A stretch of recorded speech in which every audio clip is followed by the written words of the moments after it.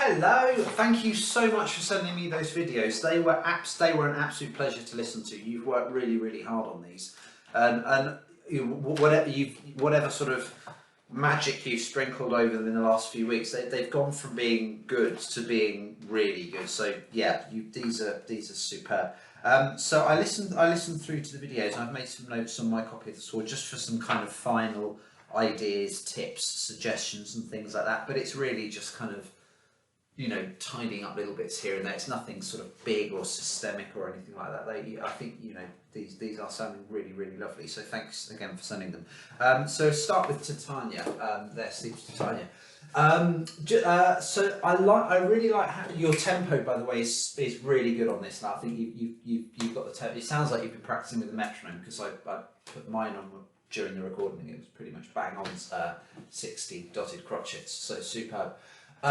With that beginning bit, you certainly did start quietly. It's marked PP. I think the quieter the better. I would actually consider using the soft pedal for those opening couple of bars. My upright piano, which is next door, it's very similar to yours, and on mine it doesn't make a massive amount of difference, to be honest, but it does make a slight difference to the tone. So I would just do that, and the more quietly you can play those opening couple of bars, the better.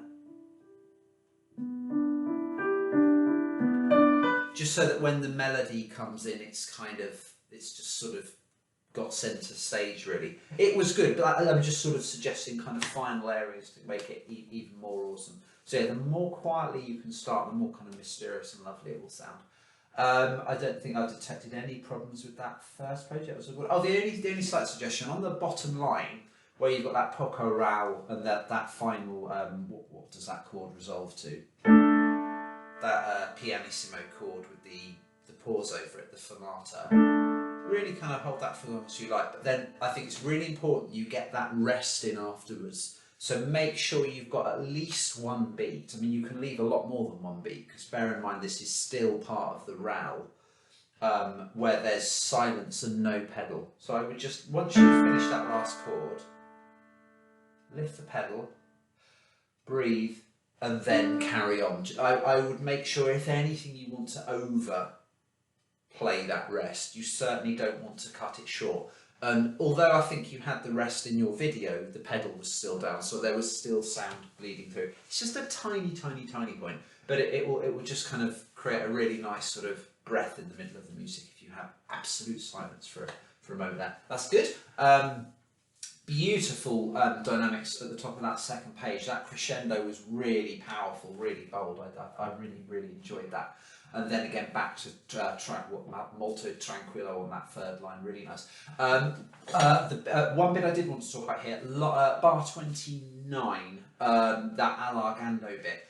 Allargando does mean broadening, as we've talked about, so getting louder, a bit slower.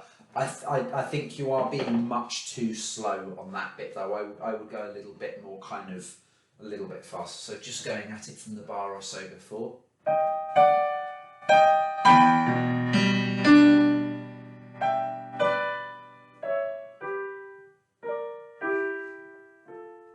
And so on and so on. So yeah, it was nice and loud, but that bar 29 was just a bit too slow, I think. It sort of sounded a bit like the music had stalled.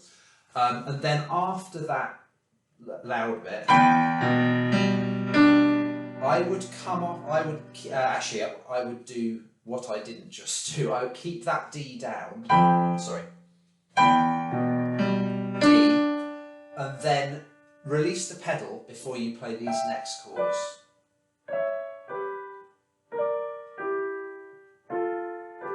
Just so that you can get the phrasing there, because otherwise those right-hand chords just all blur together. And notice you've got a pair of them slurred together, another pair, and then a set of 4.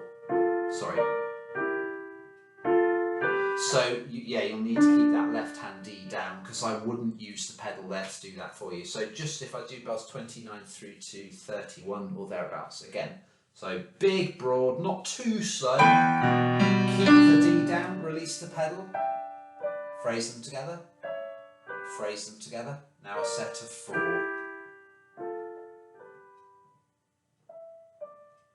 so on and so on. F sharp there. Yeah, so and it's marked as well to ditch the pedal after that.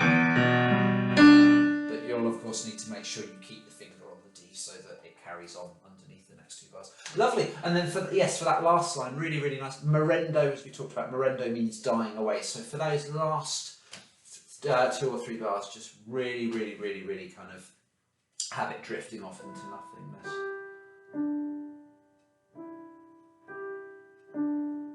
And that final G with the PP under it, really make them wait for it.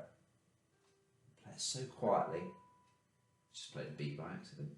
And then notice at the end, the rest has got a fermata, a pause over it, but those ties sort of carry on into the next bar.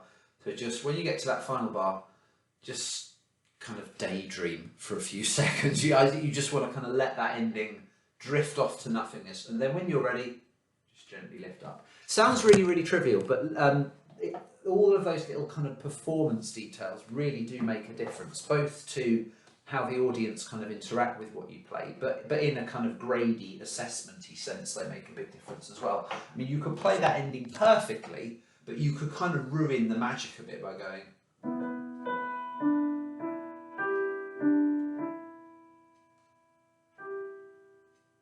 Done. You know what I mean? It's you're not doing anything wrong, but it's sort of, I don't know, it's like a sort of film ending too soon or something like that, or the last scene being missing.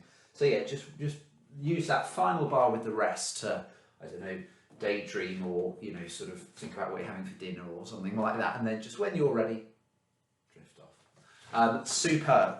On to, I'll do them in the order that I watched the videos in. So next I watched All Is Calm.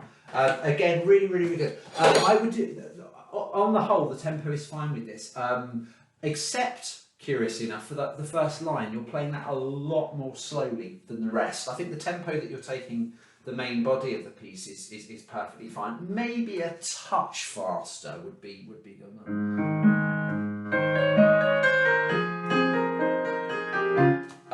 Would be nice. But yeah, that first bit.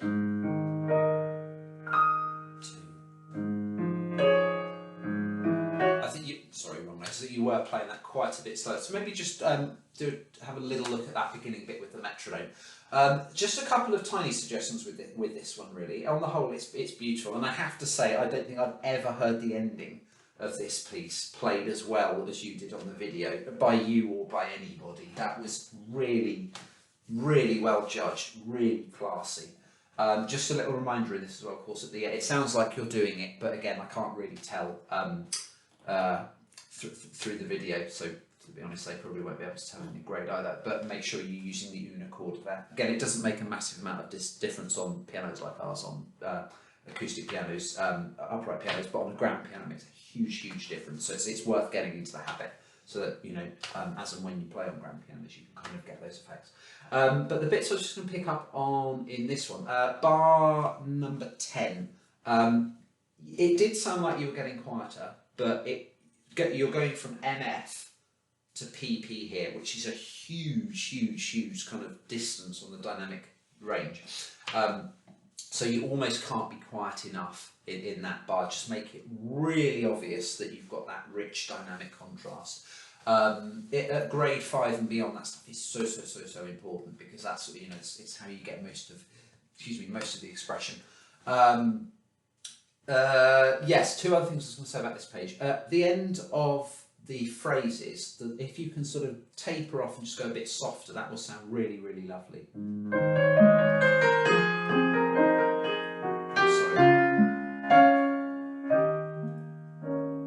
Sorry. So you sort of end softly and then start the next one softly, build up, and softly, and that'll sound really, really nice. Just a suggestion with the last 2 bars on this page, because it changes time signature, you don't have to do this, but I think I probably would. To help establish the fact that there are now only 3 beats in the bar, I'd put a tiny bit of emphasis on every other quaver in the left hand, just to give that sense of 1 and 2, 3, 1, 2, 3, da da, just so that you can kind of establish the beat there for the next section. Other than that, really good. Be a little bit careful at bar 28. Where you go from the semi-quavers to the quavers in the next bar, make sure you don't play the quavers too fast. In other words, on the video, bar 29 was too fast, and I think it's because you just come out of that run of semi-quavers and you were still kind of, you know, in fast mode. But curiously, you didn't have the same problem going from bar 30 to 31. Exactly the same rhythm, but that you did perfectly. So I just have a quick look back through your video and you'll see exactly what I mean. It's where you go from...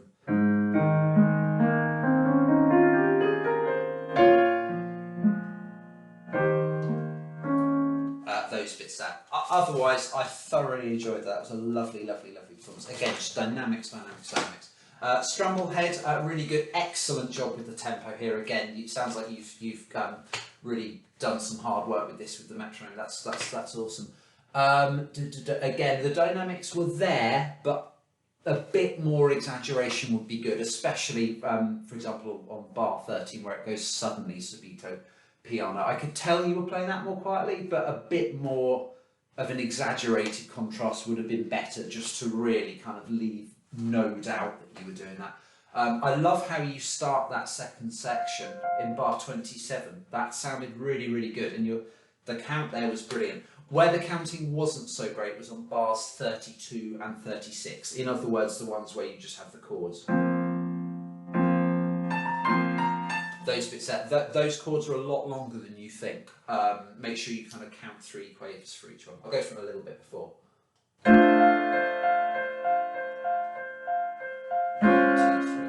2, 3, 1, 2, 3, 1, 2, 3, 1, 2, 3, 1, 2, 3, 1, 2, 3, 1, and so on and so on and so on. What else? And then on the third and final page, really just the same principles as with the first. Be a bit more kind of obvious is the wrong word, but a bit more. Don't be afraid to exaggerate the dynamics a bit more, I suppose, is what I'm saying, just to make them. If you think you're over exaggerating them, you're probably doing them just right. If you think you're doing them just right, they're probably not noticeable enough. And that's not just you, that's everyone. You know, I remember my teacher saying this to me all the time when I was younger. You often have to kind of work a lot harder with dynamic contrast to make them obvious. It's, you know, it's almost like, you know, to our ears when we're playing it, it sounds like we might be overdoing it, but actually we're not doing it enough in terms of the dynamics. And a big part of it is actually to do with where you sit. When it sounds daft, but when you're playing the piano, you're in quite a unique position sort of physically in terms of the acoustics. So, you know, if there's all that. Anyway, waffle about that another time. I don't want this to turn into a physics lesson. But yeah, no, on the whole, I'm super impressed with how you've done with those. So hopefully there've been a few little ideas in this this video ramble to kind of help you, you know, just sort of tidy up around the edges and get what is really good to, you know, even better. Yeah, massive well done. They were a real pleasure to listen to. If this video has been useful, with some tips and stuff, don't hesitate to keep doing this and sending me some more videos, and between the lessons I'm more than happy to do this and send some feedback and some suggestions and stuff. Good stuff. I will see you later on. Bye for now.